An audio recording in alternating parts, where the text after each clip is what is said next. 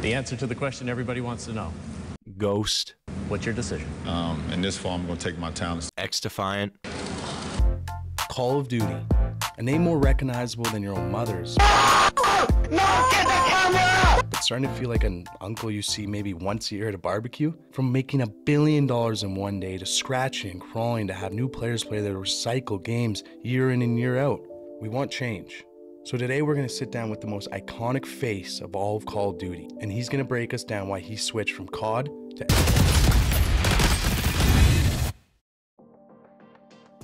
Hey Dave from No Phil here, and it is finally time to go behind the scenes with the most iconic face in Call of Duty history, Ghost. Ghost, how we doing, man? I'm out here prettier in real life. Thank you for being here once again. How you doing, man? Yeah, thanks for having me. Sorry if there's gunshots in the back. I'm currently on the battlefield, so we're going to have to make this kind of quick. No, dude, the pleasure is all ours. And last summer I was up all night watching your decision. Why'd you make the switch?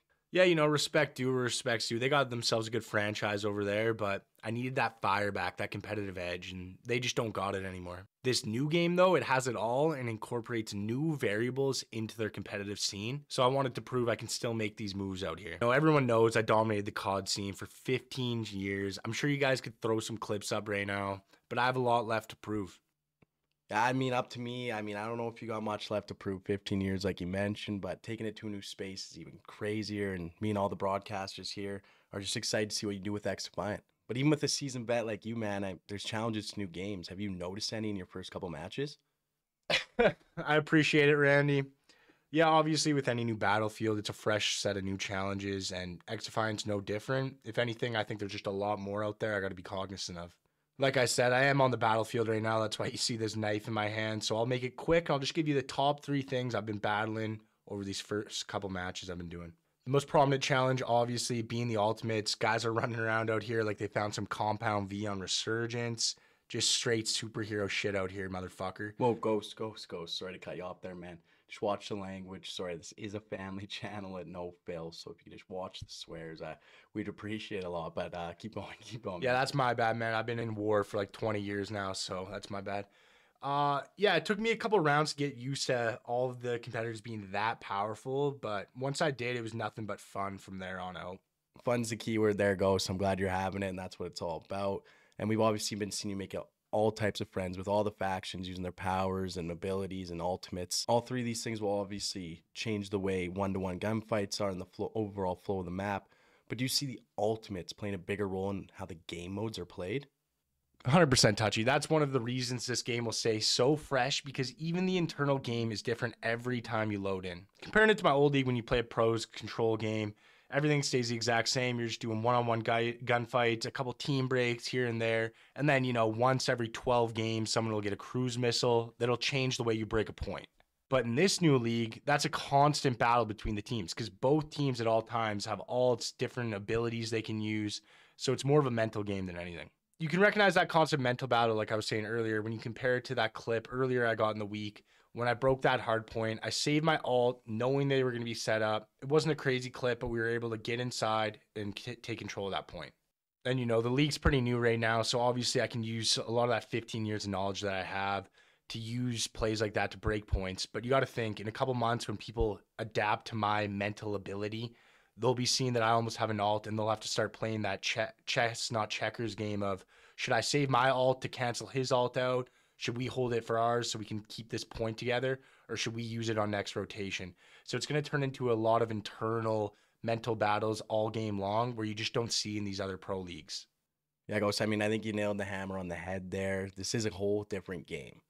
You know, we've seen you use your ultimates the last couple months, and the breaks are on push to push the objective or keep it where it's at. You made unbelievable plays, and I'm watching your film, man. Don't you worry. But do you think they really changed the game, or is it just more for guys to get on killing sprees and to jack their score up? You know, it's funny you say that. Last game, me and Soap were warming up together in the locker room, deciding which faction we were going to play. And Price, you know, that hard ass kept on preaching team synergy over and over again. And don't get me wrong, that guy's a nerd, but he's not wrong. Picking strong team synergy over singular alt usage is definitely one of the reasons our team has had so much success early in the season here. For example, you probably noticed Soap playing close on my hip throughout these games, either as a Libertad or the Phantom class. supporting me with either heals or, if possible, that mag barrier so he could look over me in power positions with his AR. Yeah, I gotta hand it to you and Soap are running ship right now. And Price, I mean, you gotta have the IGL, so I don't blame them. But obviously, the ultimates are a huge factor in this game. There's lots of skepticism about if they're too much of an impact. Is this hurting the gunplay mechanics side of Xdefiant? And if so, what are your thoughts, Ghosty boy? Ghosty man. Yeah, I don't know about that lick lip there, John Jones, but I'd just like to know whose skepticism is that. Like Activision's, I'm not really sure.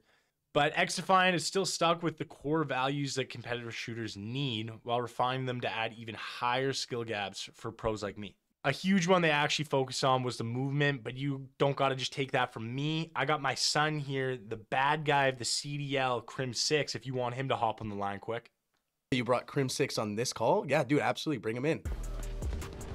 Specific mechanic was being able to change directions midair on a jump. For me, I've always been a jump shotter, so I've always loved to just jump in gunfights. So being able to change directions midair, that's a buff. That's a Crim 6 buff right there. He's done now? Oh, he's gone. Oh, I thought he was staying for a little longer. My bad, but thanks for bringing Crim, man. That's sick. After hearing the GOAT himself and you, I mean, you guys are obviously very keen on the ultimates and movement, but do you think maybe the gunfights and the gunplay are taking a hit because it is a first-person shooter, and if these things are so powerful, do you feel like a battle mercy almost out there? Yeah, I appreciate the joke there, Mr. Rambler, but please don't bring my ex-girlfriend into this again. Okay, sorry. Me mercy Sorry, added yeah. on Collect your harsh thoughts. terms, so I might just need a minute here to collect my thoughts. I just looked at the newsletter that came out. Why would I say? Yeah, okay, we're gonna go to commercial. We'll get Ghost back on the line after he collects his thoughts. Sorry again, man. I hope you're still here, and we'll get right back to this interview after this commercial.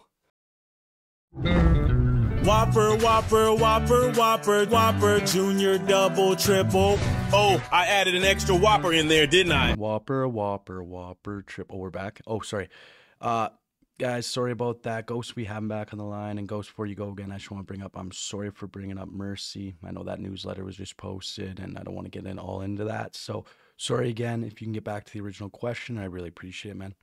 Yeah, sorry about that. I'm sure you've seen some of the cosplay of Battle Mercy, you know, so it just hits me hard whenever I think about her. But back to your question here. They did make sure to stick to the fundamentals of a competitive shooter, relying on normal gunfights. An indicator of this is the higher time to kill, which rewards players with good aim to expose the competition. And players like me with really good movement can expose the guys that maybe get first shots on you. This combined with the charge up of ultimates and the cooldown of all the abilities, most of the important fights on the map are still just traditional gunfights one-on-one. So it does just play like a normal competitive shooter. Nice, Ghost. No, I 100% you've been killing it on the traditional gunfights, and you've got me sold on that. Same with the ultimates, but there's one thing that's still in my head that you haven't sold me on yet, unfortunately, and a competitive game. Is it a competitive game? We know all the best games in the world that survive the test of time are competitive. Yeah, you know, I hear your concern loud and clear, but the thing you got to remember is this game was built from the competitive outward, so rest assured they've thought of everything. You want to know the best thing about this competitive is the rank system they have. It's not like my old league where I'm coming from where they predicted, you know, they pre-scouted the league and they had your predetermined SR rating. This is all game to game, not predetermined. It's what happens in that game. So if you pop off, best believe you're going up a couple ranks. If you don't, you're going down. So this keeps everything fresh, and it actually gives you a point to grinding. It's not just like that mindless, hard-stuck feeling you might have had in these past games. If you come to play, you'll definitely be ranking up throughout this game. Oh my good God. Oh my God.